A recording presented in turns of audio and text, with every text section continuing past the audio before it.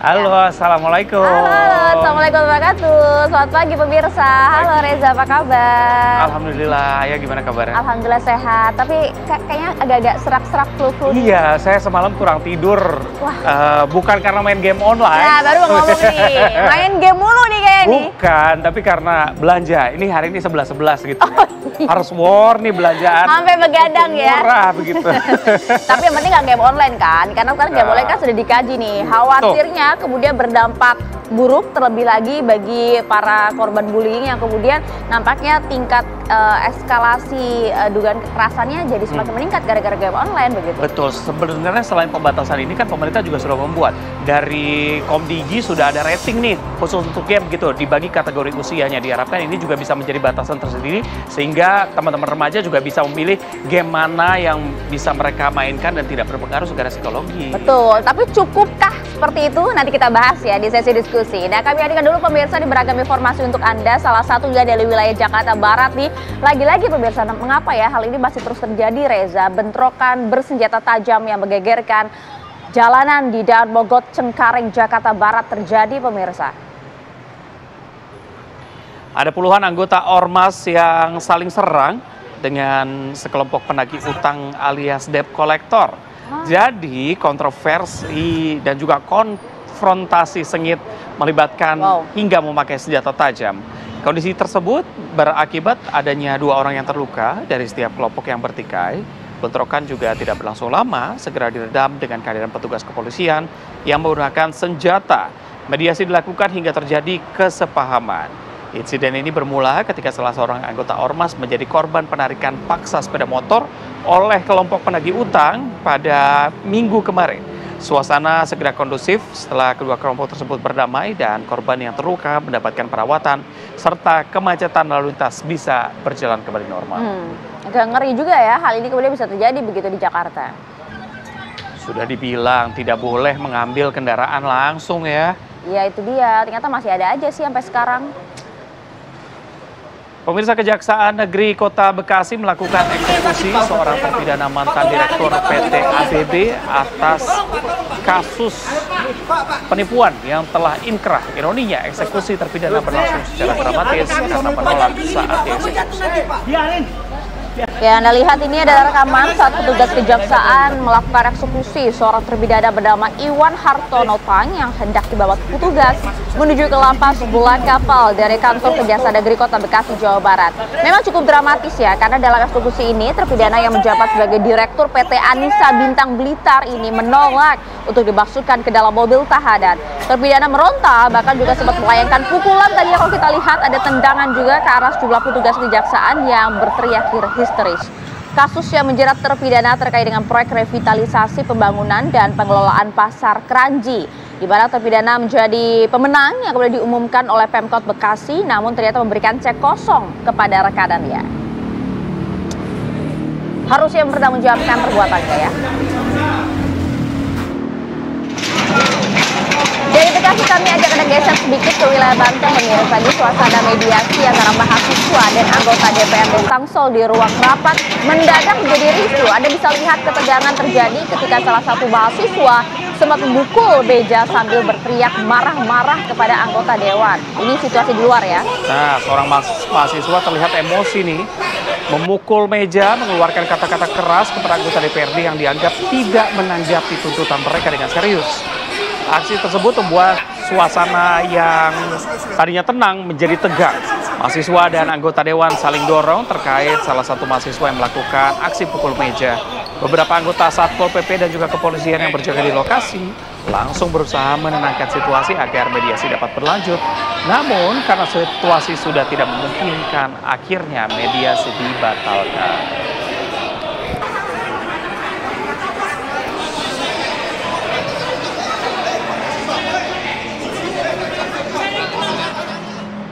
Kita ke kabar berikutnya, pemirsa. Ada seorang teknisi lift yang tewas terjepit lift makanan saat tengah melakukan perbaikan di salah satu resto di Surabaya, Jawa Timur.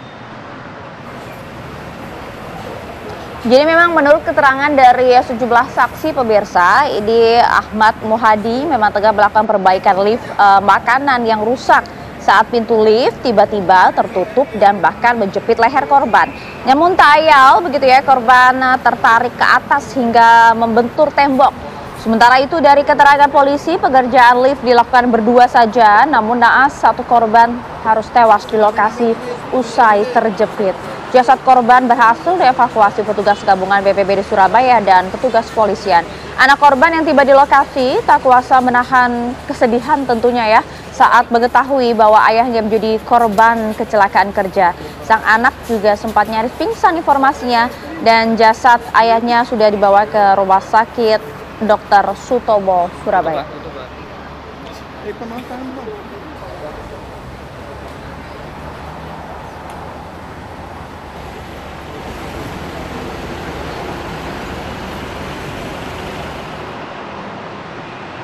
Pemirsa, kali ini petugas kepolisian pada Minggu malam menemukan ada dua anak laki-laki di Jalan Tol Layang Papanggo di Ancol, Jakarta Utara. Dan jadi berdasarkan keterangan dari sejumlah saksi yang kami dapatkan, ini mereka berdua ternyata tiba-tiba dibawa oleh orang tak dikenal dan diturunkan di pintu keluar tol Papanggo.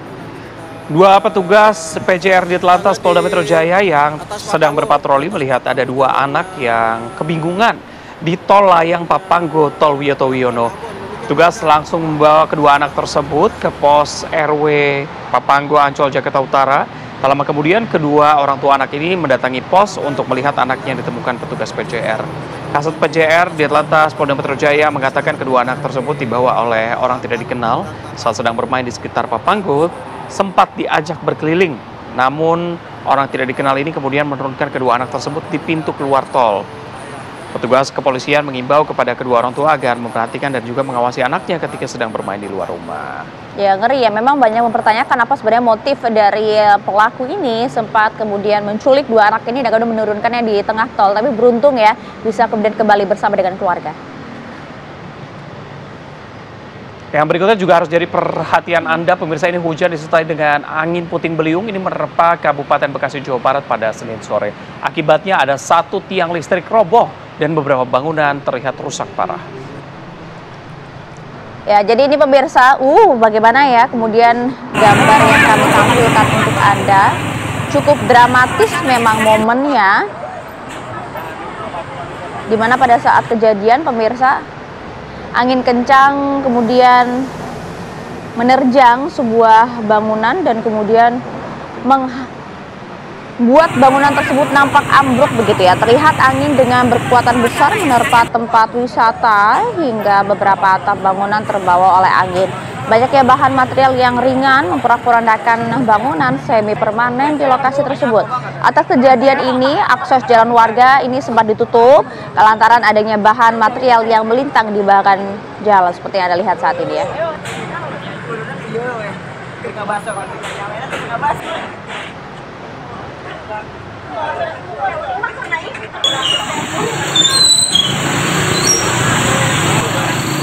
Oke pemirsa, hampir pukul 7 pagi kami ajak Anda langsung menuju ke Simpang Santa, Jakarta Selatan untuk memantau bagaimana arus lalu lintas di sana bersama dengan rekan NTMC Polri kami. Ada Brigadir Sarah di sana. Halo, selamat pagi Brigadir Sarah.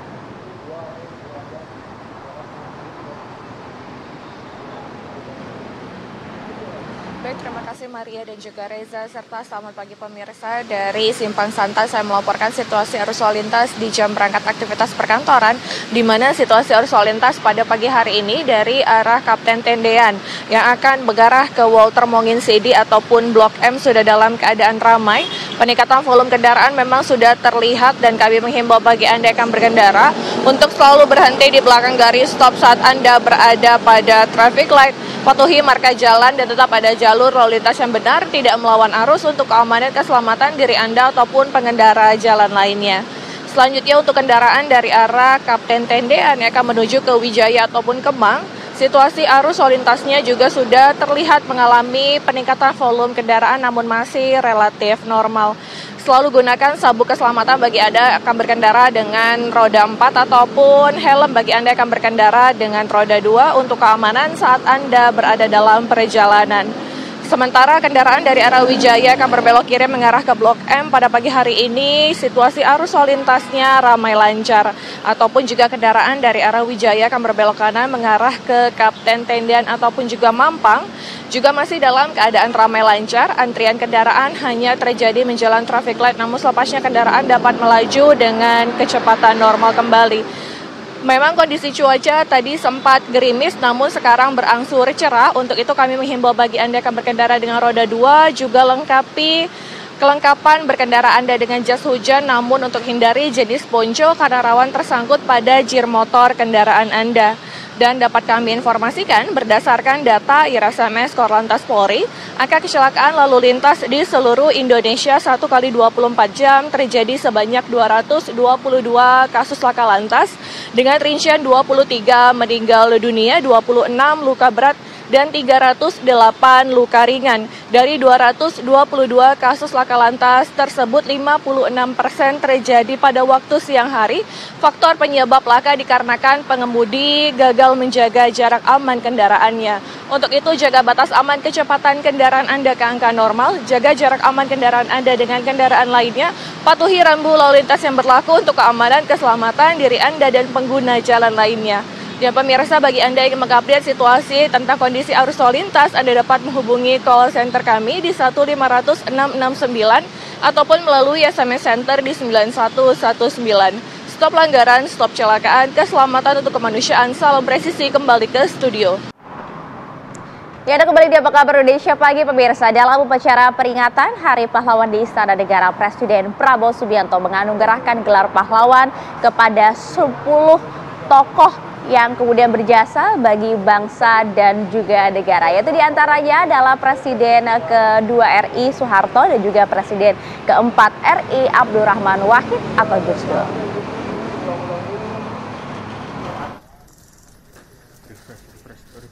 Dalam upacara peringatan Hari Pahlawan di Istana Negara, Presiden Prabowo Subianto menganugerahkan gelar pahlawan nasional kepada 10 tokoh yang dinilai memiliki jasa luar biasa bagi bangsa dan negara.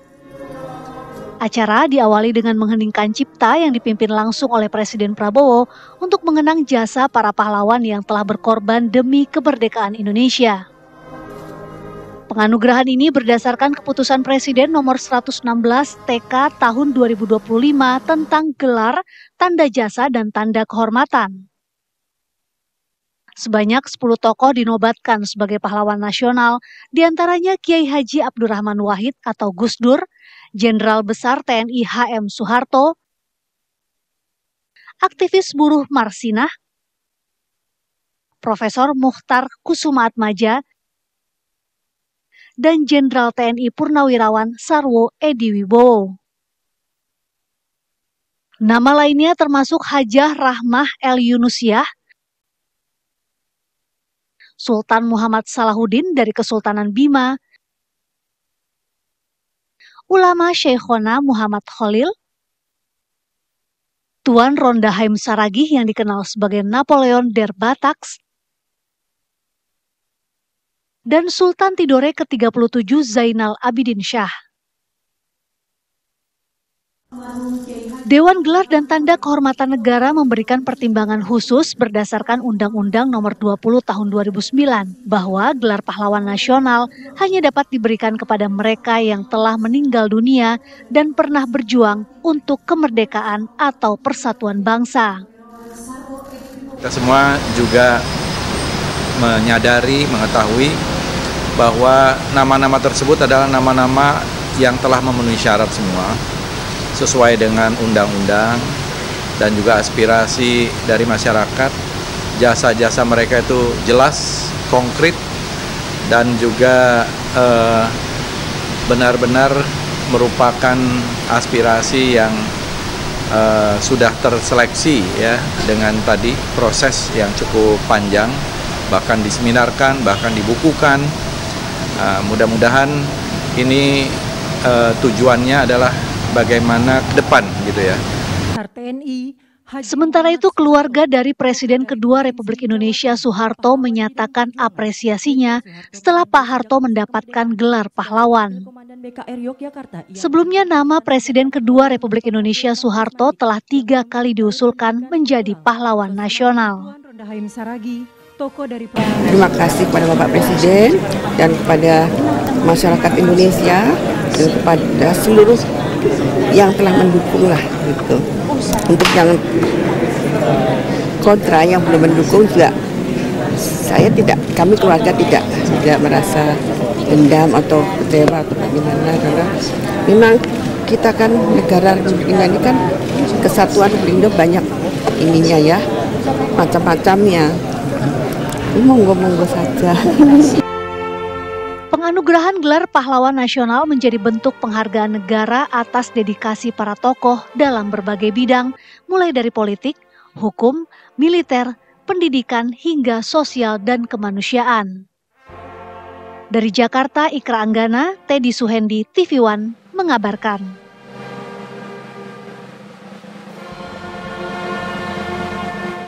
Kabar berikutnya pemirsa, Komisi Percepatan Reformasi Polri menggelar rapat perdananya di Mabes Polri kemarin. Setelah dilantik oleh Presiden, tim komisi ini tidak hanya berfokus pada memberikan rekomendasi perbaikan Polri kepada Presiden Prabowo Subianto, tapi juga perumusan kebijakan reformasi yang melibatkan berbagai pihak. Jimli menekankan Komisi Reformasi Polri bersinergi dengan tim internal yang dibentuk oleh Kapolri Jenderal Listio Sigit Prabowo untuk berfokus pada perbaikan lingkungan di kepolisian.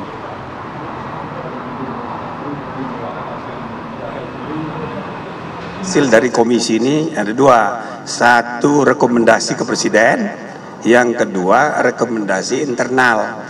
Nah mungkin yang internal bisa juga nggak diumumkan. Tapi intinya apa yang tadi disampaikan Pak Kapolri, tadi sudah dia tegaskan juga tadi di dalam rapat, bahwa Kapolri bersifat terbuka, adaptif untuk merespon ya hal-hal yang perlu untuk perbaikan, ya itu akan dilakukan oleh Polri. Polri tentunya selalu terbuka untuk menerima perbaikan, menerima evaluasi, karena kita juga tentunya ingin terus mewujudkan performa Polri sehingga Polri ini betul-betul bisa menjadi institusi yang mewujudkan apa yang bisa diharapkan oleh masyarakat. Khususnya kita memahami bahwa Polri adalah buah kandung reformasi, sehingga tentunya harapan masyarakat pasca reformasi bisa ditindaklanjuti oleh. Terima kasih Anda masih bersama kami pemirsa. Aksi pengeroyokan 2 kelompok pemuda di Kabupaten Pamekasan, Jawa Timur menewaskan 1 orang dan 3 lainnya mengalami luka. Atas insiden tersebut, petugas mengamankan ada 4 orang pelaku.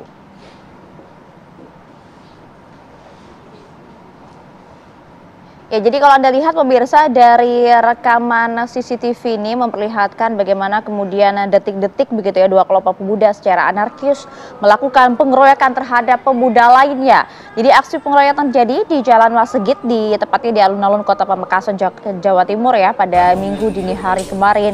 Aksi ini menewaskan seorang pemuda di mana korban ditemukan tak bernyawa dengan luka-luka di bagian leher akibat senjata tajam.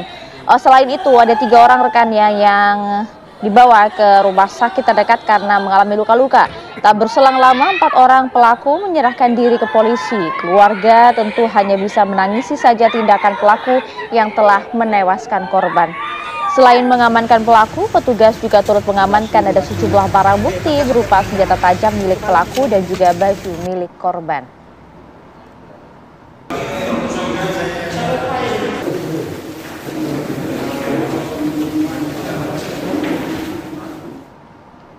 Ya, informasi berikutnya pemirsa, residivis kasus jambret spesialis perhiasan kembali ditangkap polisi usai melakukan aksinya. Polisi kemudian harus terpaksa melumpuhkan pelaku karena sempat melawan saat ditangkap.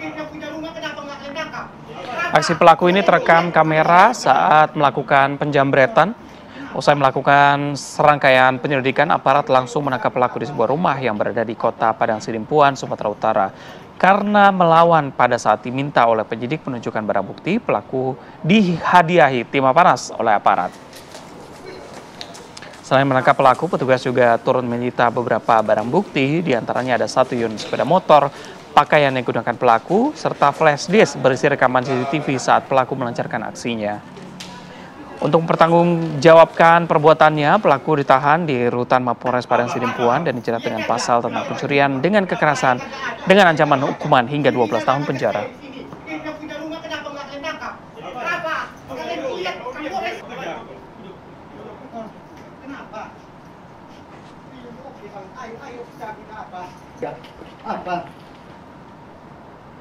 Pemirsa, pelarian pelaku penembakan sadis yang menewaskan seorang hansip di Cakung Barat, Jakarta Timur ini telah berakhir. Ada 2 orang pelaku yang berhasil ditangkap oleh polisi.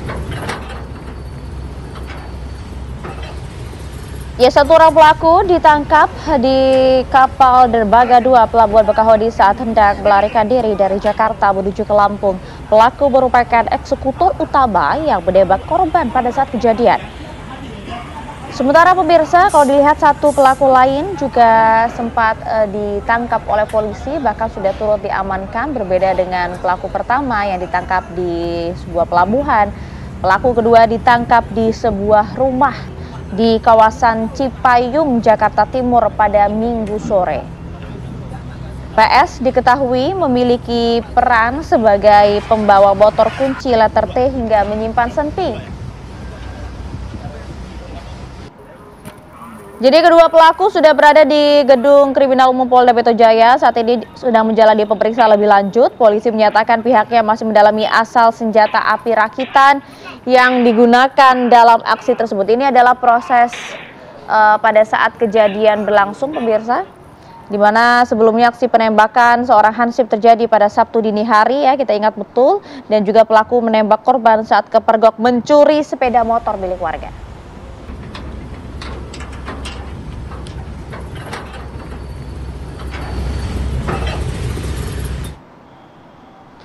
Ya, kita coba dalami hal ini, pemirsa, bersama dengan AKP Hijrahkul, merupakan Panit Subdit Resmob Ditreskrimum Polda Metro Jaya. Selamat pagi, Pak Hijrah. Assalamualaikum. Selamat pagi, Pak Reza, Pak Maria. Ya. Akhirnya kemudian 2 pelaku ini sudah ditangkap. Bisa diceritakan tidak sih, Pak, sebenarnya kronologi kejadian singkat dari CCTV maupun juga keterangan pelaku seperti apa? Baik, berdasarkan keterangan para pelaku, diketahui bahwa kedua pelaku sebelumnya telah melakukan penggambaran wilayah sebelum melaksanakan aksi pencuriannya. Ketika melakukan penggambaran ataupun mencari sasaran, korban bersama saksi telah memantau di CCTV lingkungan. Kemudian pada saat para pelaku ini kemudian melakukan aksinya, motor yang akan diambil alarmnya berbunyi, sehingga korban beserta saksi kemudian berusaha untuk menangkap mereka dan juga melakukan perlawanan. Hingga akhirnya tersangka R menembakkan ke arah korban yang mengakibatkan korban kehilangan nyawanya. Baik, Pak Hijrah, apa saja barang bukti yang diamankan oleh pihak kepolisian? Apakah sudah diketahui senjata api milik para pelaku ini didapatkan dari mana? Pengembangannya sudah ke arah sana? Baik, dari hasil pengembangan, kami kemudian berhasil mengamankan 1 pucuk senjata api rakitan jenis revolver, di mana di dalam senjata tersebut masih terdapat 3 butir peluru dan 2 selongsong. Selain itu, kami juga berhasil mengamankan 3 mata kunci yang diduga digunakan pada saat melakukan pencurian. Untuk asal muasal senjata api rakitan ini sedang kami dalami bersama tim, dan juga kami sudah mengumpulkan informasi dari para pelaku. Oke, artinya pada saat salah satu pelaku ditangkap di sebuah pelabuhan, apakah ini memang taktik pelaku untuk melarikan diri atau bagaimana, Pak Hijrah?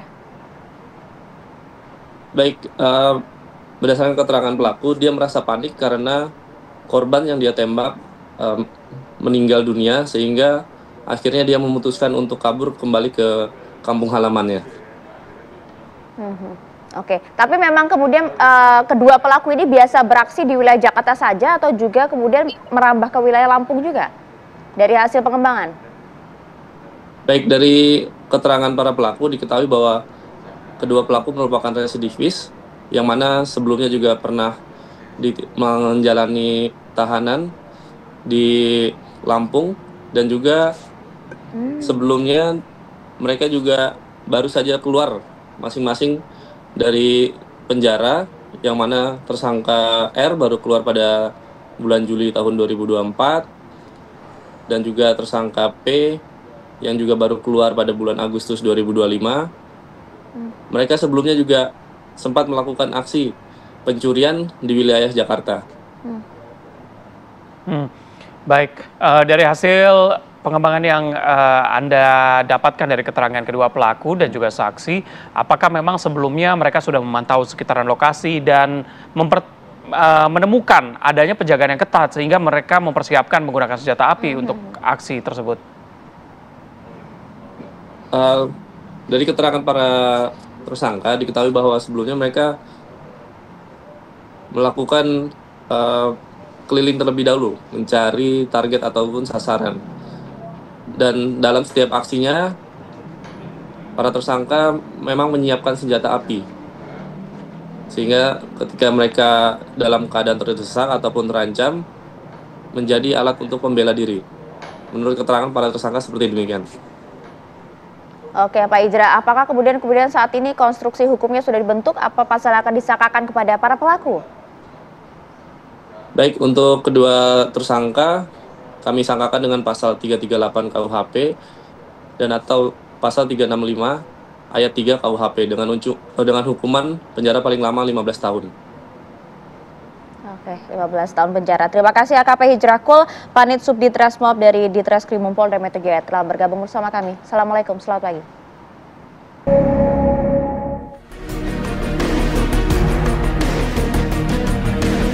Pemerintah mulai menyoroti dampak game online atau permainan daring terhadap perilaku remaja pasca insiden ledakan di SMA Negeri 72 Jakarta 7 November lalu.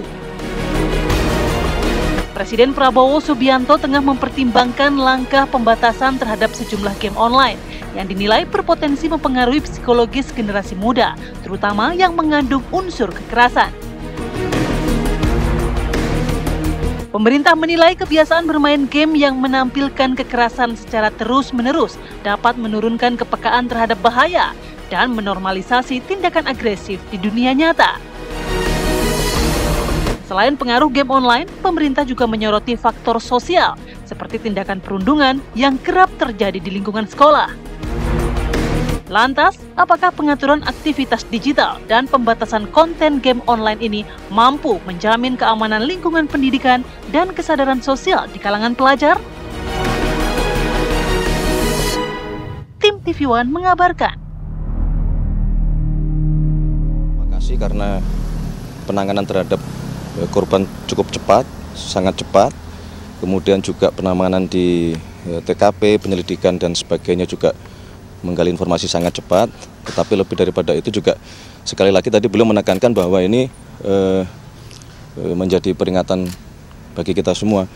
Jadi tadi beliau juga menyampaikan bahwa memang kita perlu menumbuhkan kembali kepedulian sosial, menghidupkan kembali kehidupan bermasyarakat kita. Beliau tadi juga membahas bagaimana Karang Taruna harus aktif kembali, pramuka harus aktif kembali. Kalau di lingkungan sekolah, bagaimana juga para guru dan tenaga pendidik harus lebih aware atau perhatian manakala ada sesuatu yang dirasa mencurigakan, termasuk beliau tadi menyampaikan bahwa kita mesti juga harus berpikir untuk membatasi dan mencoba bagaimana mencari jalan keluar terhadap pengaruh-pengaruh dari game-game online, karena tidak menutup kemungkinan game-game online ini ada beberapa yang di situ ada hal-hal yang kurang baik yang mungkin itu bisa mempengaruhi generasi kita ke depan gitu. Ya itu dia, jadi kalau misalnya kemudian game online yang dibatasi termasuk yang setuju nggak? Kalau dibatasi aku setuju, tapi kalau dihentikan sama sekali aku nggak setuju. Karena banyak perkembangan termasuk cara komunikasi anak untuk bermain dan segala macam. Banyak banget yang bisa dipelajari dari game sebenarnya. Tapi kalau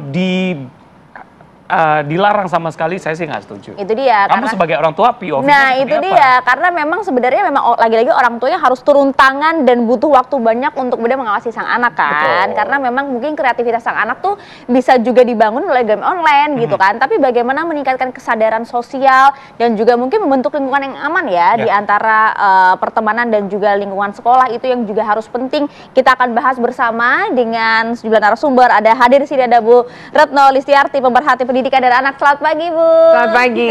Selamat datang kembali. Sudah lama. Terima kasih. Terima kasih sudah hadir, dan juga ada gamers kita, ada Mbak Citra Cantika. Halo Mbak Citra. Halo. Nah ini langsung aja nih tembak gitu ya. Kalau kemudian kita lihat memang tingkat aktivitas bullying kan saat ini sedang marak-maraknya ya. Bahkan juga kayaknya udah nggak kayak dulu lagi tuh aktivitas bullying, nggak cuman secara verbal aja gitu ya, tapi juga bahkan kekerasan juga di dalamnya terlibat gitu. Lagi-lagi yang kemudian menjadi sasaran tembak adalah game online gitu. Kamu termasuk yang sepakat atau enggak? Kalau aku pribadi sih kurang setuju ya kalau misalnya wacana pembatasan game online itu dilakukan. Karena game itu sama seperti film dan juga sama seperti internet. Jadi kalau misalnya yang penggunanya positif atau negatif kan tergantung penggunanya dan diawasinya seperti apa gitu. Ya tapi itu dia kan, lagi-lagi kan pengawas kan kadang suka lengah gitu ya, khawatirnya kemudian nanti kalau sudah diberikan izin, tapi kadang anak itu kan lebih pintar daripada orang tuanya gitu kalau sekarang tuh. Harusnya dibalik orang tuanya. Nah tuh, iya. Gimana caranya tuh sebagai gamers tuh? Ya menurut aku kalau misalnya sebagai orang tua harus lebih pintar dibanding anaknya gitu. Misalnya kalau channel YouTube kan ada YouTube Kids. Jadi kita bisa mengawasi lah dia ngelihatnya apa aja segala macam, dan game pun juga ada umur-umurnya juga. Jadi ada game yang untuk semua umur, ada game juga yang untuk 21 tahun ke atas. Itu sebenarnya tergantung orang tuanya sih mengawasinya. Oke, kan belum lama Komdigi juga membuat kategori itu ya, kategori rating sebagai usia batasan untuk anak bermain game tertentu begitu ya. Kamu melihatnya gimana? Ini positif, cukup, atau gimana?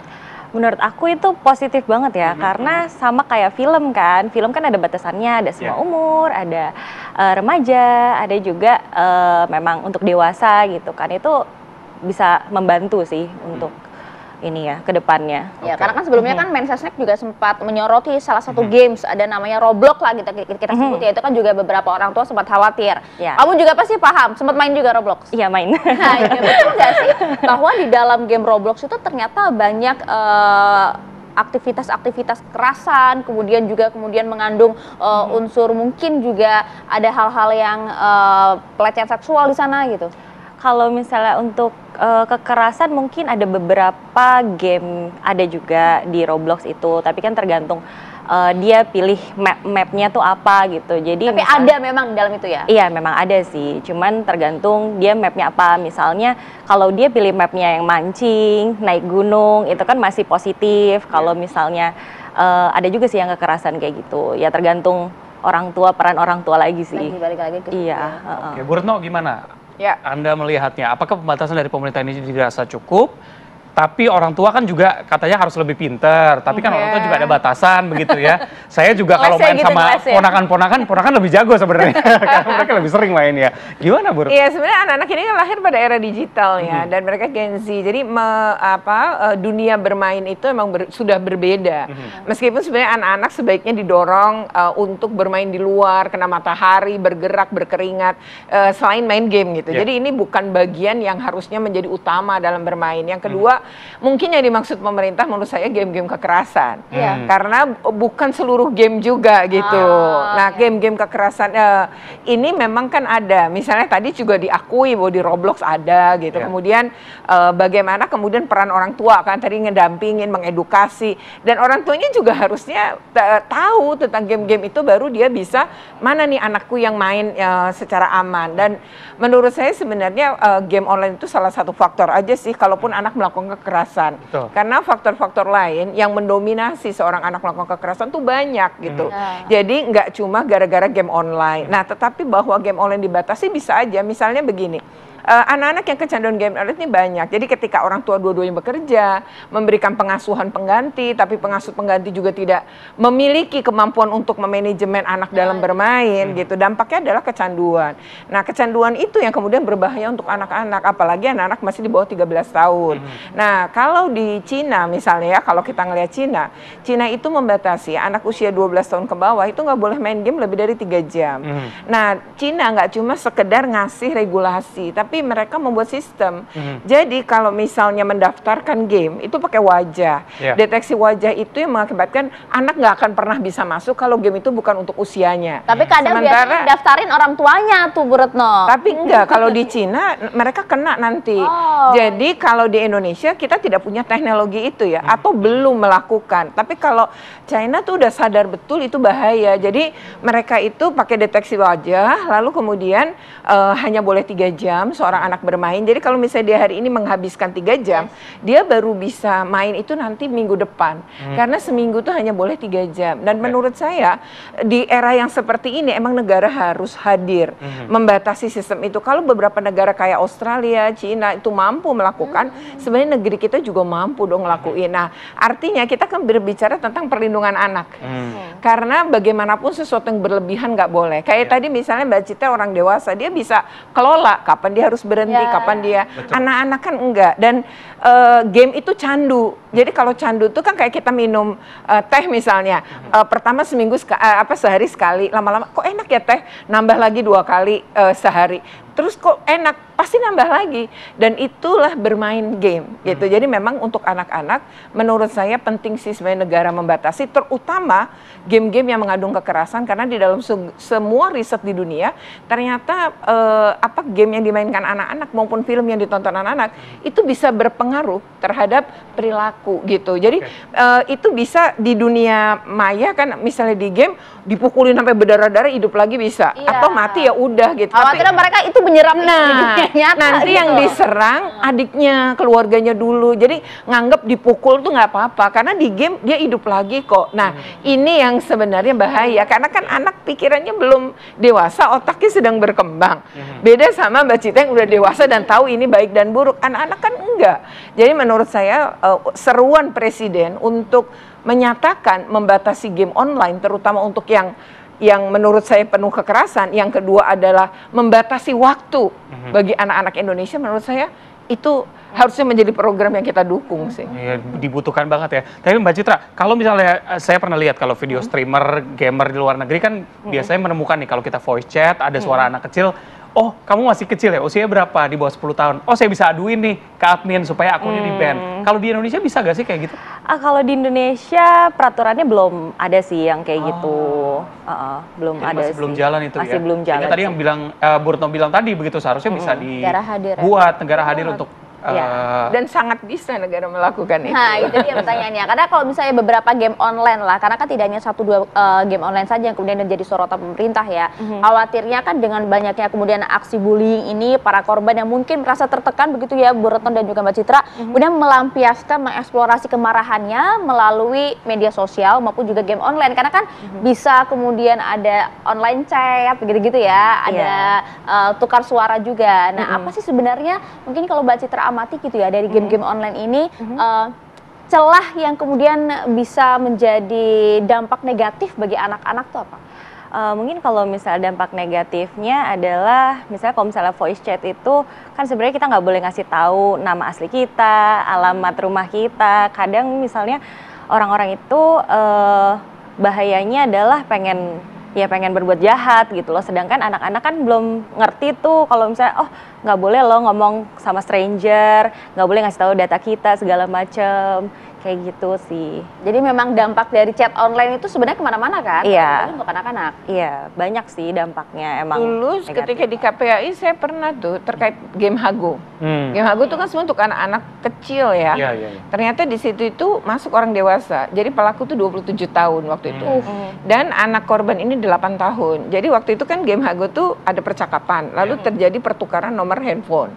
Nah lalu si pelaku ini mengechat si korban. Dan bilang kamu mau nggak dibeliin peralatan, kan ada peralatan yang dibeli gitu. Sebenarnya nilainya antara 50 sampai 100 ribu kalau tidak salah saat itu. Nah lalu kalau mau dibeliin kirimin aja syaratnya adalah kirim foto telanjang. Jadi setelah mandi kirimin ya gitu. Nah nanti dibeliin, bahkan dibeliin dulu terus kirim. Nah lalu berikutnya lagi ditingkatkan gitu. Kemudian nilainya juga ditingkatkan. Misalnya sebelumnya 50 jadi 100. Nah sampai anak ini tuh terkumpul fotonya, lalu di sini si pelaku tuh melakukan grooming dengan mengancam bahwa ini mau disebar ke orang tuanya atau pertemanannya kalau dia tidak membuat sebuah video, dan videonya itu adalah video yang sebenarnya adalah diminta anak umur segitu untuk melakukan masturbasi. Dan menurut saya ini yang sebenarnya bahayanya di situ. Jadi kenapa kemudian ini harusnya menjadi perhatian bersama? Iya, karena orang Indonesia itu, orang tua Indonesia itu cenderung beranggapan gini, oh itu game aman, karena dia tidak tahu bahwa ada bahaya mengintip di situ. Yang kedua, ini kartun lucu-lucuan, padahal sebenarnya ada bahaya juga. Nah, jadi mengedukasi orang tua memang penting dulu. Ini duluan orang tuanya dulu gitu. Karena anak-anak kita ini nggak bisa kita lindungi seperti kasus 8 tahun itu. Oke, Bu Retno, mungkin tadi kita terlalu fokus kepada anak usia di bawah 12 tahun. Kita masuk ke usia remaja misalnya sekarang ya. Sampai anak 13 ke atas lah. 13 sampai dengan SMA. Mereka mungkin sudah ngerasa sudah punya hak untuk bersosialisasi, bermain game, rilis stres dari hal yang ada di sekolah dan segala macam. Dengan ada pembatasan ini, bisa dibilang ada pembatasan nggak sih untuk mereka bersosialisasi? Sebenarnya justru gini ya, bahwa bermain tuh nggak cuma online kan, gitu. Nah, soal pembatasan kemudian waktunya sebenarnya setiap negara silakan aja ya, misalnya bisa pakai survei dan lain-lain. Tetapi untuk misalnya untuk anak umur 13, berapa sih, mungkin lebih dari 3 jam misalnya dalam seminggu. Nah, tetapi menurut saya yang penting adalah sistem keamanannya dibangun gitu. Jadi, dan bagaimana anak ini diedukasi oleh orang tua dulu gitu. Justru orang tua lah yang harusnya paling pintu pertama mengedukasi anak-anak. Nah, lalu terakhir baru peran negara, di mana negara membangun sistem keamanan itu sendiri terutama bagi anak-anak kita. Nah, tetapi kalau kemudian bermain, menurut saya anak-anak itu justru harus dipacu untuk mengembangkan potensi dirinya. Jadi misalnya aku jago nyanyi nih. Nah, kalau gitu masukin klub nyanyi, biar dalam seminggu dia latihan nyanyi berapa, sekolah, dan main gamenya jadi juga nurun. Ada aktivitas positif. Betul. Ya? Jadi ada apa substitusi gitu loh. Nah, termasuk anak-anak kecil, oh dia jago berenang, coba masukin klub renang. Kan dia ketemu orang-orang yang sama-sama renang, kan happy, dan itu pasti positif, berkembang gitu. Sport gimana, Bu? Sebenarnya nggak apa-apa juga, nggak apa-apa juga, tapi Olimpiade soalnya. Betul, tapi jangan hanya itu gitu loh maksud saya. Jadi dia melakukan itu boleh, sangat boleh gitu. Apalagi kalau itu betul-betul dia dalami, di situ juga dia akhirnya berkembang. Kan banyak game juga melatih kreativitas kan. Ya, nah, dari situ kemudian anak-anak ini juga tetap harus keluar dong. Maksudnya keluar tuh gini loh.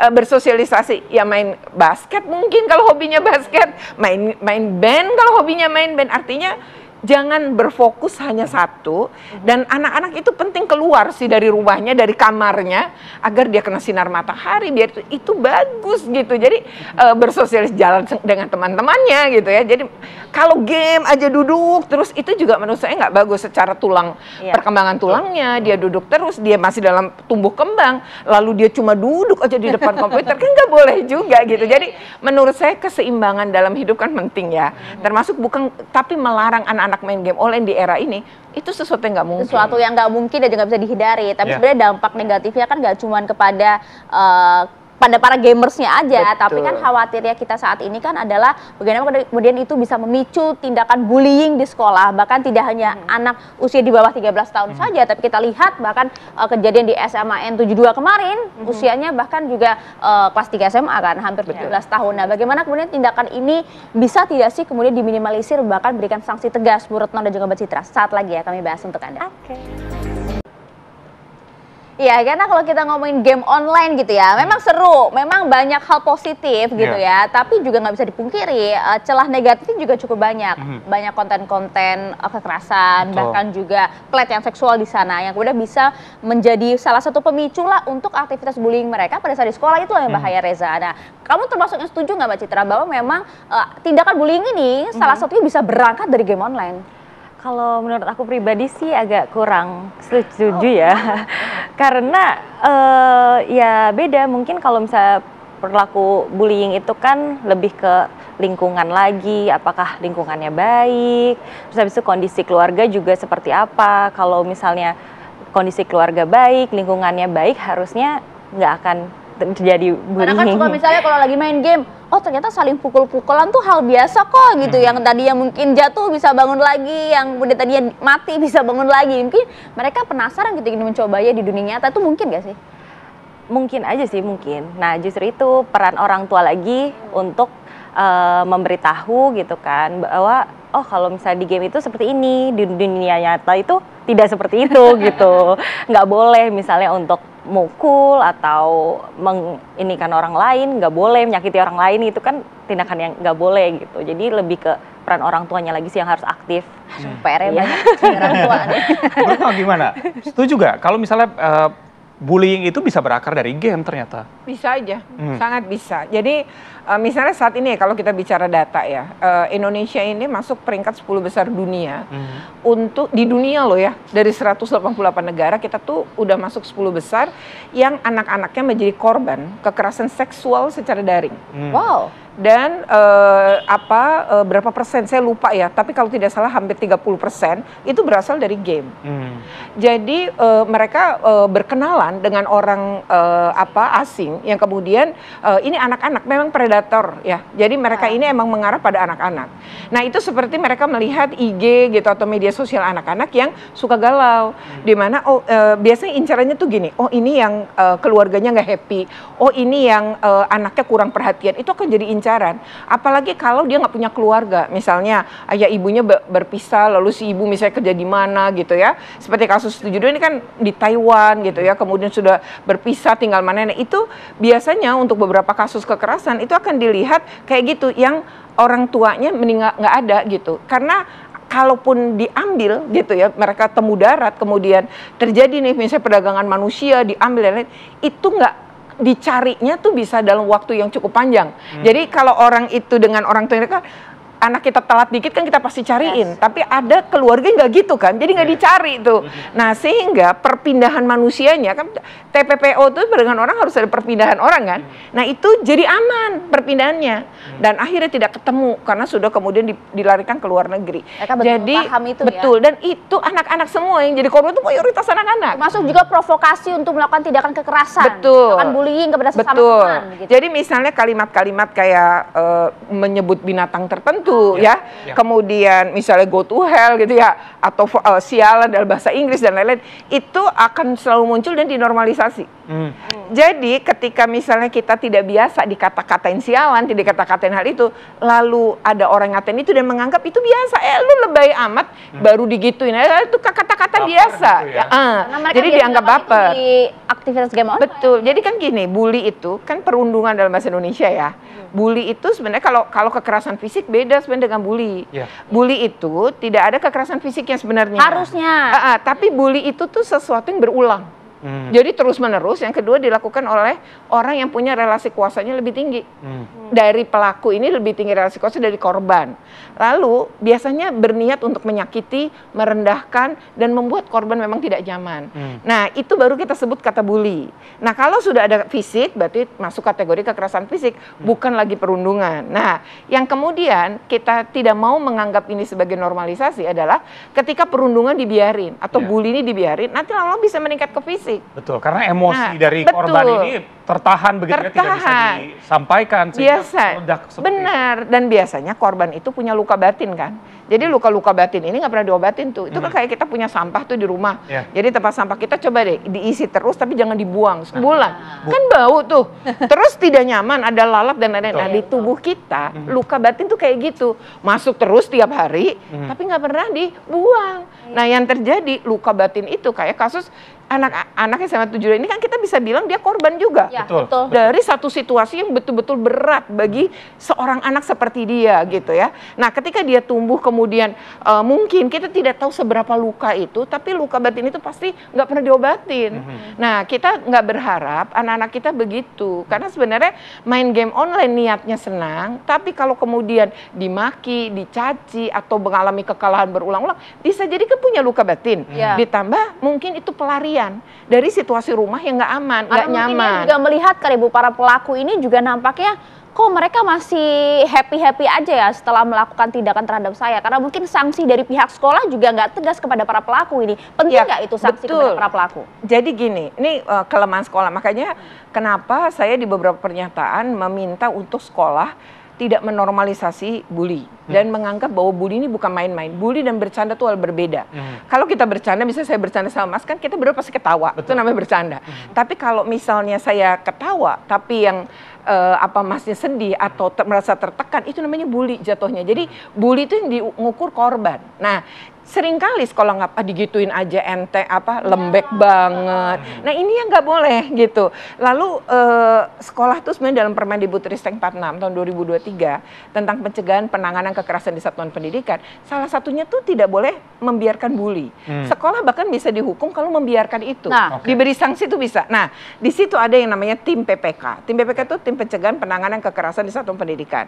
Nah, tim PPK ini harusnya begitu dia nggak dilaporin aja, kan korban mungkin takut lapor, nggak dilaporin aja. Kalau korbannya tapi laki-laki, dia Bu, tahu. gitu Betul. Ya. Aduh, laki-laki masa gini aja. Cengeng, katanya gitu ya, lembek gitu ya, baper atau lebay gitu. Nggak bisa digituin. Jadi tim PPK begitu tahu walaupun korban nggak ngelapor, dia harus nanganin. Dan itu jelas dalam regulasinya. Nah, seringkali nih ya, nggak cuma Jakarta menurut saya, misalnya di kasus 72. Dalam berbagai sekolah di Indonesia, itu mereka itu seperti tidak ketika ada kasus ngejalaninnya nggak berdasarkan Permendikbudristek 46. Itu dia, Bu. Bahkan nampak dinormalisasi, bahkan juga ditutup-tutupi gitu. Sedangkan kan luka batin dari korban ini kan nggak boleh dibiarkan. Iya, nggak boleh dibiarkan. Bagi mereka kemudian harus bersosialisasi dengan pelaku setiap hari gitu. Mungkin nggak sih kalau ekstrim gitu ya, kalau kita berbicara ekstrim gitu ya, sanksinya adalah pelaku ini keluarin aja dari sekolah gitu. Bisa jika terjadi pengulangan dalam Permendikbud ini. Jadi istilahnya memutasi ke satuan pendidikan lain. Istilahnya. Jadi tidak dengan nyebut keluar, tapi kan dengan memutasi berarti dia dikeluarkan. Jadi hak dia sebagai anak untuk pendidikan sih tetap dipenuhi negara, tapi dia boleh diberi sanksi itu. Dan ini ketika terjadi akumulasi atau dampaknya keras. Jadi baru sekali, tapi yang yang mengalami kekerasan ini misalnya sampai tadi ya harus operasi, jahitan banyak, itu juga kategori berat dan dia bisa dihukum berat dengan dimutasi. Tapi kalau bully kan luka batin yang terus-menerus nih. Nah, itu harus akumulasi. Dan itu kalau udah berulang ditangani dan nggak ada itu, maka sebenarnya bisa. Dimungkinkan bahkan ya? Sangat bisa oleh aturan ini. Nah, kalau aturannya sudah ada, bahkan Presiden juga sampai turun tangan membahas masalah ini, apakah perlu ada revisi untuk aturannya lebih berat lagi mungkin, supaya kejadian serupa tidak terulang lagi harapannya? Sebenarnya di dalam Permendikbudristek 46 ini adalah sudah penyempurnaan dari permen sebelumnya.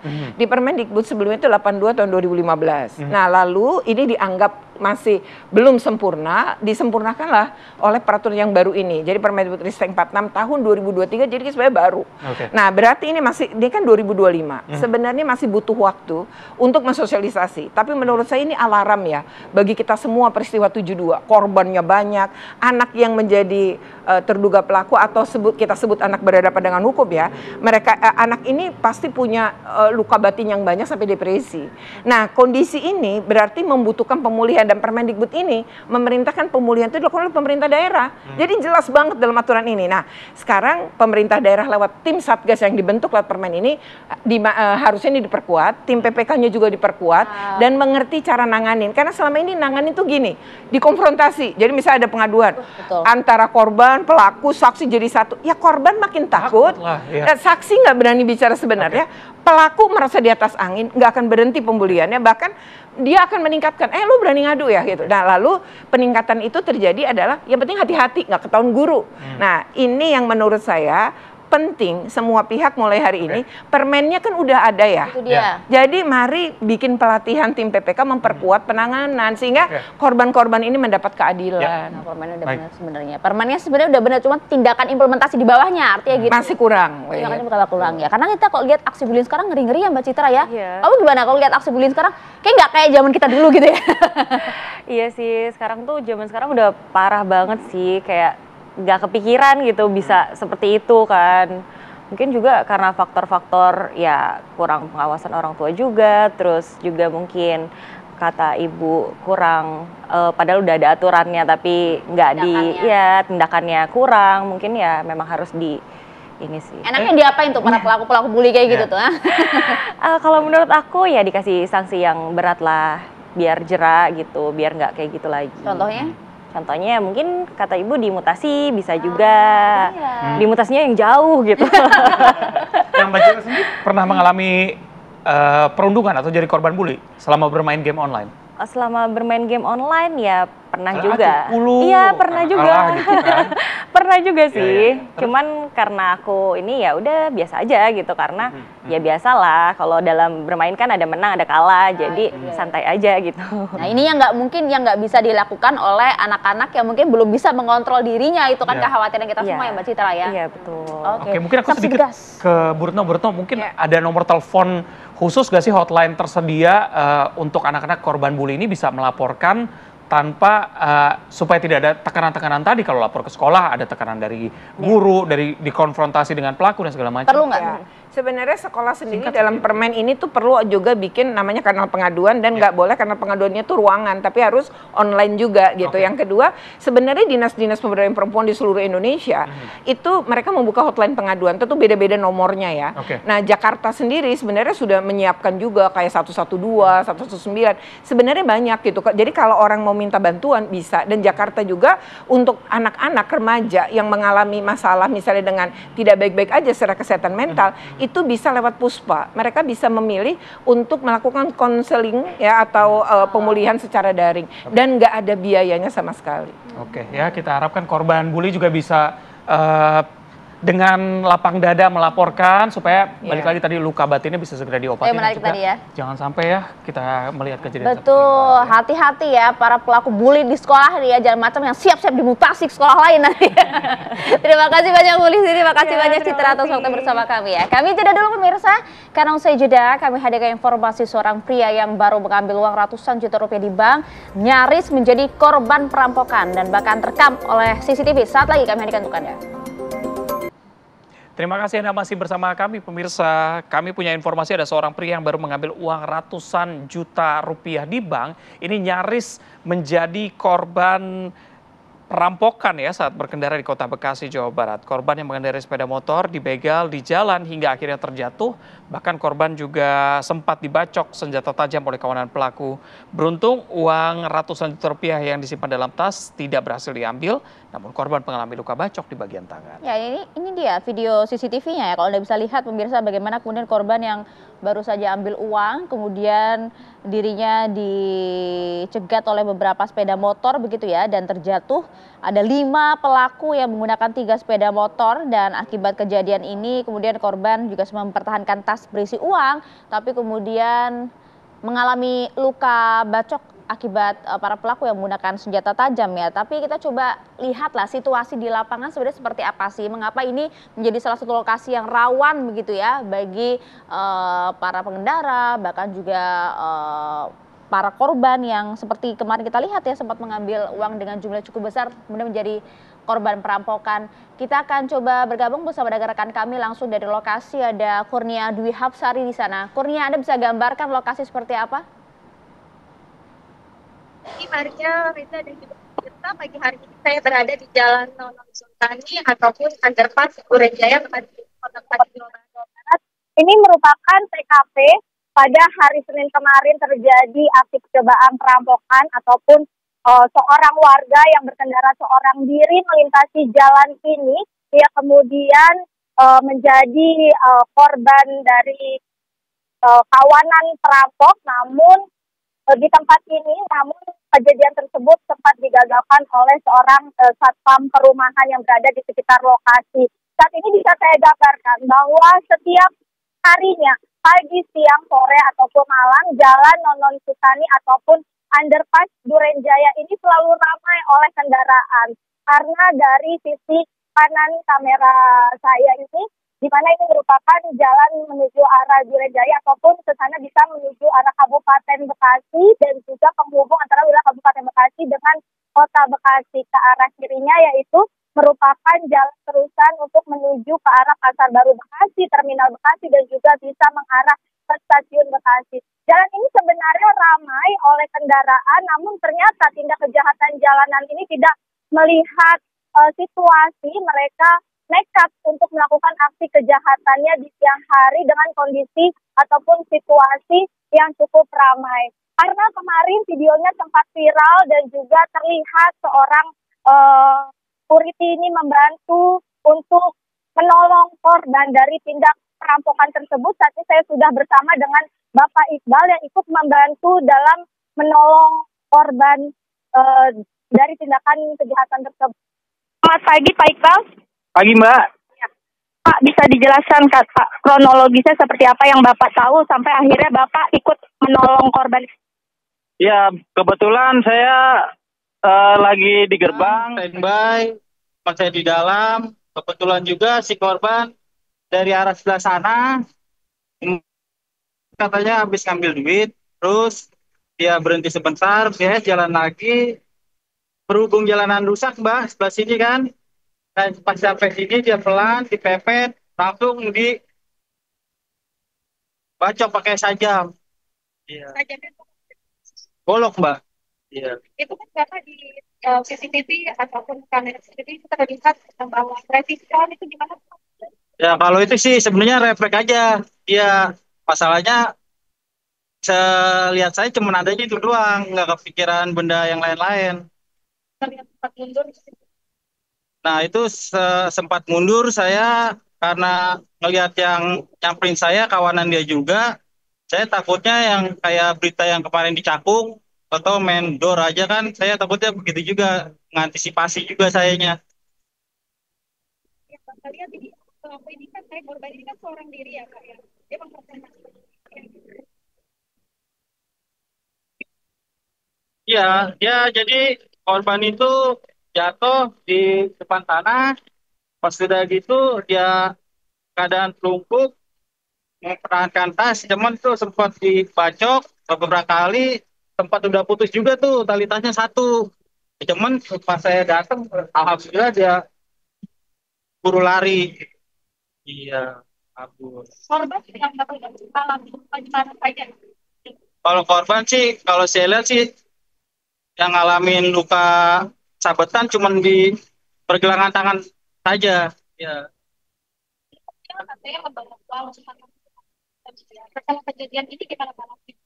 Atau ada tingkah perusahaan yang datang atau seperti apa Kak? Ya dia kan sempet juga katanya suruh nelfon kan, kata dianya katanya udah telepon bos saya sama teman saya. Kebetulan itu yang nelfon rekan saya Pak Irawan yang satu shift sama saya kerjanya. Ya datang dia bosnya sama temennya 2 orang. Ya diamanin tasnya sama temennya, korban dibawa ke rumah sakit. Sebenarnya kondisi jalan Nonon Sultani ini setiap hari seperti ini ramai atau kemarin kondisi gimana Pak?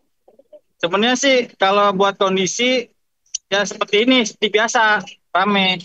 Ya iya, cuman dia mungkin karena ngelihat medannya banyak lubang-lubang begitu, ya pelan, akhirnya terjadilah.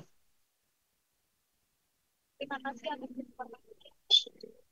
Ya, Maria, Reza, itu tadi kesaksian dari Bapak Iqbal yang menolong korban dari aksi perampokan ataupun pembegalan, di mana memang kasus ini sedang ditangani oleh Polsek Rawalumbu. Pihak Polsek sudah mendatangi TKP dan mengamankan barang bukti CCTV dan juga menanyakan ataupun menanyakan informasi kepada saksi-saksi.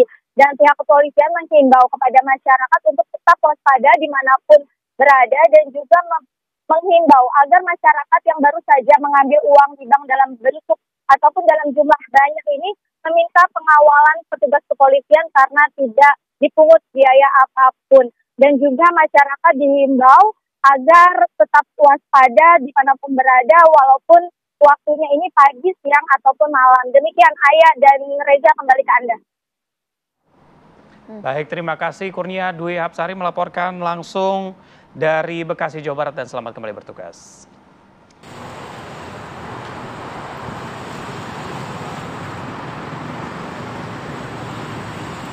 Ya pemirsa, yang Anda saksikan ini adalah tumpukan sampah yang terjadi di tempat pembuangan sementara TPS Dakota pada Senin pagi. Jadi kalau dilihat ya tuh, ngalah-ngalahin mobil tingginya ya. Jadi ketinggian tumpukan sampah yang menggunung ini diperkirakan bahkan mencapai 4 meter.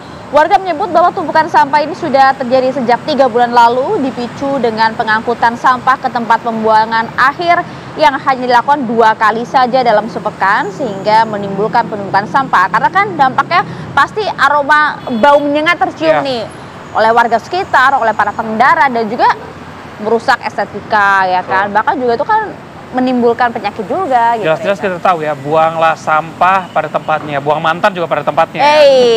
Kalau itu harus.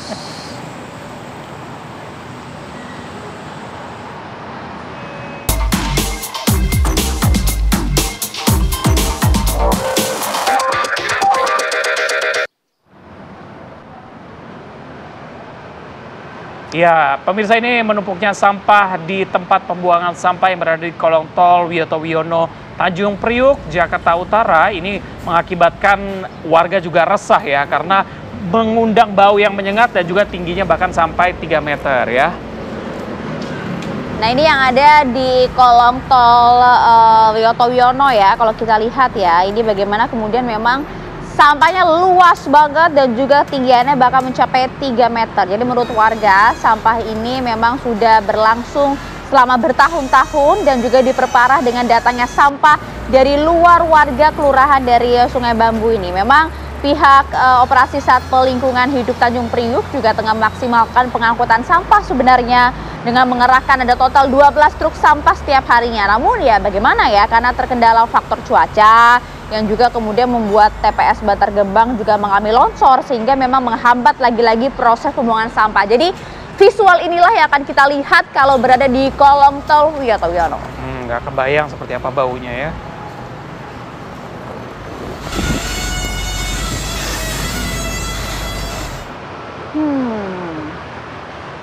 Ya, seperti apa pagi hari, langsung saja kita ajak Anda bersama dengan rekan kami dari Rizka Salsabila di sana. Silakan Rizka.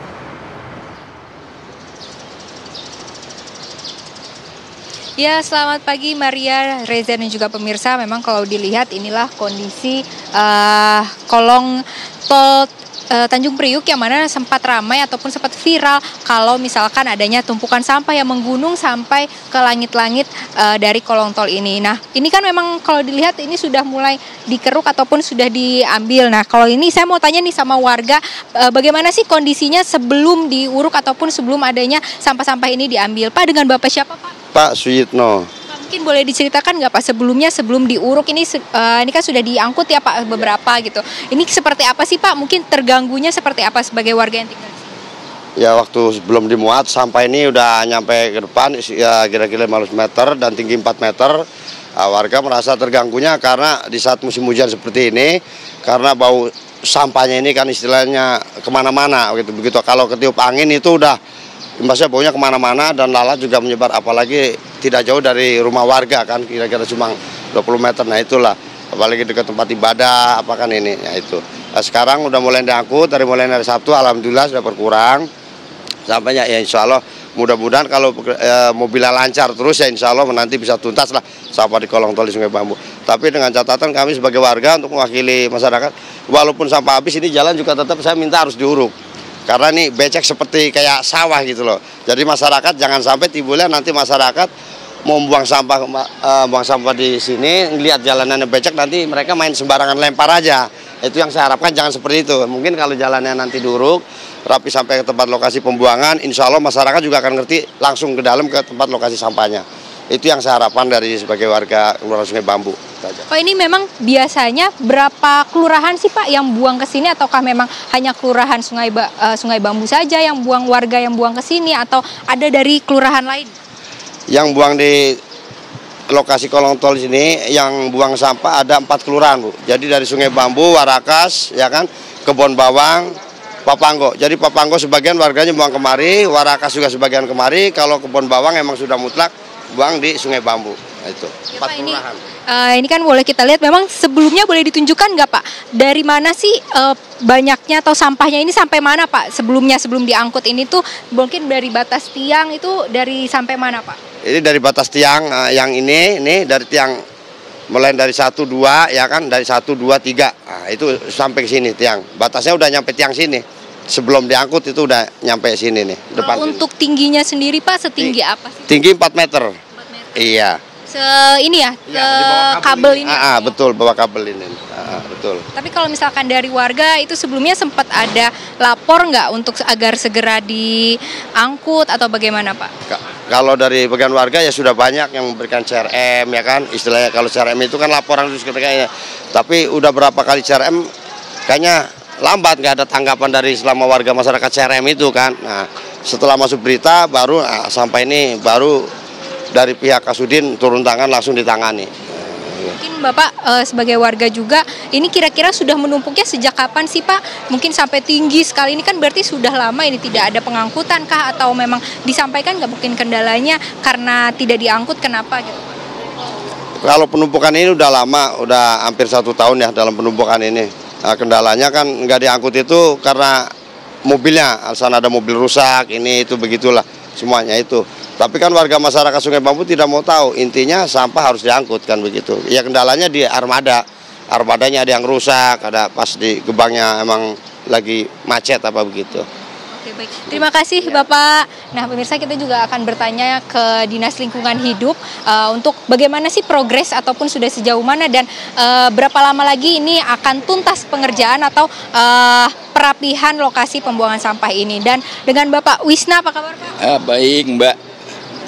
Pak, mungkin boleh dijelaskan kan ini sudah prosesnya berapa hari Pak dari sampah yang sudah menggunung ini kan sudah mulai banyak yang turun gitu ya Pak, sudah berapa hari? Kita prosesnya dari hari Sabtu ya, kita proses dari Sabtu sampai sekarang alhamdulillah ya sudah mencapai segini. Kita insya Allah ini kita akan tuntaskan sampai Jumat nanti kita akan tuntaskan gitu Mbak, biar tuntas, biar tuntas Mbak. Intinya saya upayakan tiap hari itu 2 hari Mbak. Biar tuntas penanganan sampah di sini, insya Allah sampai Jumat kita akan tuntaskan Mbak. Seperti itu, semoga nggak terkendala di Bantar Gebangnya Mbak. Karena kita kalau terkendala di Bantar Gebang nggak bisa 2 hari Mbak gitu. Makanya kita mudah-mudahan semuanya lancar Mbak. Biar sampai hari Jumat kita tuntaskan itu Mbak. Mungkin boleh kesini sebentar Pak untuk melihat juga menunjukkan pada pemirsa ini tadinya tuh sampai ke di mana sih Pak sampah itu dan berapa hari sih waktu yang dibutuhkan memang untuk mengangkut sampah ini dan kira-kira berapa banyak truk yang mengangkut dan biasanya tuh nih dari hari apa? Kita sebenarnya dari Sabtu ya, hari Sabtu kita udah program 2 hari itu udah mencapai 19 rit dari Sabtu ya. Sampai ke Minggu kemarin kita upayakan udah mencapai 15 rit. Dan hari kemarin Senin kita upayakan udah 11 rit, sama Selasa ini kita sedang upayakan lagi biar mencapai 10 rit. Udah seperti itu Mbak, memang sampahnya kemarin cukup banyak ya, tapi alhamdulillah sekarang udah agak surut semuanya ya, udah kelihatan, udah nggak kayak pertama kali. Makanya program kita sampai Jumat biar tuntas Mbak, seperti itu Mbak. Ya Pak, ini kan juga tadi sempat dari kata warga bahwa ini tuh sudah berbulan-bulan atau bahkan 1 tahun lebih bahwa sampah ini mulai menggunung. Nah mungkin ini apakah dan terbukti bahwa dalam waktu 3 hari ini tuh sudah bisa beres gitu Pak? Apakah memang harus ada laporan dari warga dulu Kak? Atau ini kan kalau misalkan sekarang tuh lagi ramenya harus viral dulu nih baru ditangani, bagaimana Pak? Sebenarnya nggak seperti itu ya, mungkin kita kendala juga di kendaraan juga ya Mbak ya.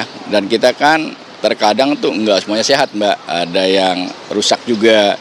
Jadi kendalanya di armada juga yang kurang stabil. Tapi sekarang kita udah upayakan nih buat armada kita udah sedang perbaiki ya. Dan itu yang susah cukup kita repot juga ya, karena armada kita emang terbatas gitu. Banyak yang rusak, tapi kadang udah kita tanganin lagi. Semuanya udah, alhamdulillah ini udah hampir kelar semua. Mobil-mobil yang kita butuhkan udah bisa operasi lagi gitu.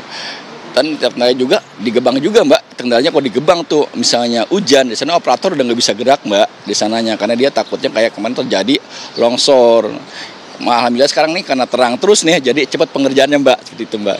Ya Pak, mungkin kan ini memang ditargetkan hari Jumat selesai nih ya Pak. Nah mungkin kedepannya setelah ini sudah mulai dibersihkan kembali gitu ya, ini sudah diangkut semua, mungkin kayak gimana Pak? Mungkin mekanisme untuk pengangkutan sampah atau memang nanti akan dipindah agar tidak ada yang buang sampah di sini lagi? Sebenarnya sih kalau buat timbah kita, kalau pengen sih dipindah ya Mbak ya, tapi kita biar koordinasi dulu sama wilayah sini setempat ya, apa bisa dipindah kita pindahkan, kalaupun nggak bisa kita harus ada yang jaga Mbak, biar pembuangan sampah tuh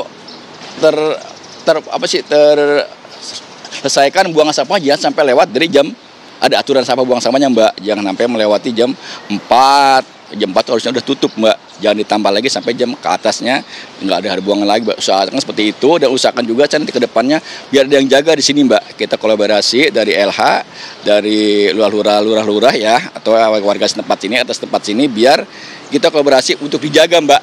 Ya, dari jam 4 ke sana jangan ada yang buang lagi. Saya seperti itu Mbak, ke depannya harus seperti itu. Kalau nggak kayak gitu, pasti sampah ini numpuk terus Mbak. Gitu. Soal ini yang buangan banyak Mbak. Gitu, seperti itu Mbak. Sejauh ini ada berapa petugas sih Pak yang berjaga di sini? Mungkin ini kan sebelumnya bakal sampai menumpuk gitu, apakah tidak ada petugas yang berjaga atau mungkin nanti akan dikerahkan berapa petugas ini untuk menjaga supaya sampai Bapak bilang kan untuk aturan supaya jam 4 ini udah nggak ada yang buang lagi gitu ya, pengawas bagaimana? Ya nanti kita kolaborasi dulu ya, kita mungkin ya harus sama lurah, sama RT, warga sini kita kolaborasi nih biar ada yang jaga. Mungkin gabung dari LH juga ya, biar di sini ada kolaborasi, biar ada yang jaga. Tujuannya harus seperti itu Mbak, biar kedepannya enggak seperti ini lagi gitu, buangan sampahnya terbatas lah waktunya gitu, jangan sampai terusan kita buang terus tanpa ada batas waktu, jadinya halnya banyak, karena ini yang buang memang cukup banyak Mbak, udah 4 kelurahan masuk ke sini semua Mbak, seperti itu Mbak. Terima kasih Bapak atas penjelasannya, semoga biar cepat terselesaikan banyak ya Pak. Terima kasih ya Mbak. Nah pemirsa, itu memang dari Dinas Lingkungan Hidup sendiri memang sudah berusaha untuk dan juga memantau untuk kedepannya agar tempat pembuangan sampah ini bisa lebih teratur dan juga terjadwal, juga supaya warga ini tidak membuang sampah sembarangan ataupun sesuai dengan tempat atau lokasi yang sudah diputuskan. Sementara itu demikian Maria dan juga Reza, saya kembalikan ke Anda di studio. Ya, terima kasih Rizka Salsabila melaporkan langsung dari kolong tol Wiyoto Wiono, tadi menggambarkan bagaimana tingginya sampah di sana ya. Terima kasih. Ya pemirsa, kami punya informasi mengenai kasus bullying atau perundungan yang kembali terjadi di lingkungan sekolah. Kali ini peristiwa tersebut terjadi dan juga menimpa pelajar SMP Negeri 1 Blora, Jawa Tengah. Jadi kasus ini membuat korban mengalami trauma dari rekaman yang memperlihatkan salah satu siswa dihujani pukulan oleh siswa lainnya yang viral di media sosial. Dalam rekaman tersebut, siswa korban perundungan hanya terlihat pasrah dipukuli korban lain.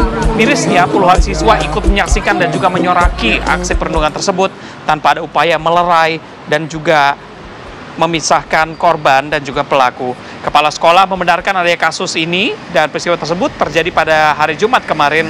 Kejadian ini juga dipicu karena adanya kesalahpahaman. Ya, salah paham kenapa jadi seperti itu. Kok kayak mereka menikmati adegan kekerasan gitu sampai diupload media sosial. Ini lagi-lagi tidak dibenarkan ya pemirsa ya. Tidak pantas untuk ditiru. benar-benar harus diproses semuanya, termasuk pihak sekolah juga ya. Tapi sedih sekali karena lagi-lagi perundungan juga terjadi di lingkungan sekolah menengah pertama Negeri 19 kali ini di Kota Tangerang Selatan, Banten. Jadi ada seorang siswa kelas 1 SMP Negeri 19 yang kemudian mengalami perundungan oleh kakak kelasnya yang terjadi dalam lingkungan sekolah, di mana korban ini infonya mengalami luka ya, bahkan di bagian kepala dan juga beberapa bagian tubuh lainnya yang juga katanya nyaris lumpuh, betul nggak sih? Aduh, ini parah banget emang ya. Jadi kejadiannya ini tanggal 20 Oktober dan juga sempat viral di media sosial. Ini korban juga merasa kesakitan di bagian kepala. Setelah ditanya kedua orang tuanya, barulah dia mengaku menjadi korban kekerasan oleh teman-temannya. Selanjutnya langsung dibawa ke rumah sakit hingga sampai saat ini masih dirawat di sana ya. Jadi setelah kejadian ini, pihak Dinas Pendidikan Kota Tangerang Selatan langsung mendatangi rumah korban dan memberikan pendampingan langsung kepada korban. Yang berikutnya juga harus jadi perhatian Anda pemirsa, ini ada aksi pengeroyokan dengan menggunakan senjata tajam yang terjadi di Jalan Kiara Condong, Bandung, Jawa Barat yang juga viral di media sosial. Ini video amatir, mohon maaf ya harus kami samparkan karena memang aksi pengeroyokan ini mengandung berbagai tindakan kekerasan dan juga tidak nyaman untuk disaksikan. Karena sebenarnya nampak sejumlah pelaku yang mengeroyok korban menggunakan sepeda motor ya para pelaku ini. Korban yang terluka sempat berada di bagian punggung akibat sabetan senjata tajam yang kemudian langsung dibawa ke rumah sakit ya. Meski korban memang nggak buat laporan polisi sih, tapi saat ini polisi udah gerak cepat katanya untuk melakukan olah TKP dan juga memintai keterangan sejumlah saksi. Harus diburu ya Pak Polisi ya pelakunya agar tidak meresahkan warga di wilayah Bandung, Jawa Barat ya.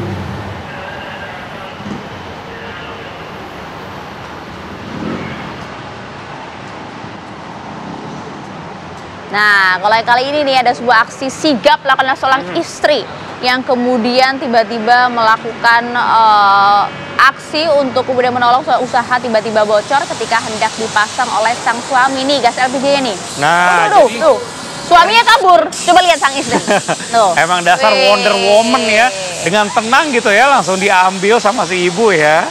Ini dia langsung pindahin tabung gas yang bocor ke area terbuka untuk mencegah terjadi ledakan dan juga kebakaran. Jadi refleks dan juga dengan tenang dilakukan oleh sang istri berhasil menghindarkan keluarganya dari potensi bahaya besar. Itu si bapak malah narik istrinya loh, istrinya maju malah ke depan. Nah lagi-lagi ini harus jadi perhatian kita juga, harus hati-hati ketika masang regulator gas. Dan kalau kejadian seperti ini nggak perlu panik ya. Langsung pelan-pelan bawa itu dia. Ke tempat terbuka. Istrinya malah jadi tameng sih Bapak, ya Allah. Coba Pak, abis ini belajar lagi ya cara menangani gas LPG kalau bocor gimana deh. Oh, kocak ya, tapi memang itu butuh ilmu sih ya. Kan dan juga jam terbang. Kalau sudah lama jadi istri, biasa ngurusin ini, itu pasti cepat itu instingnya ya untuk menyelamatin keluarga.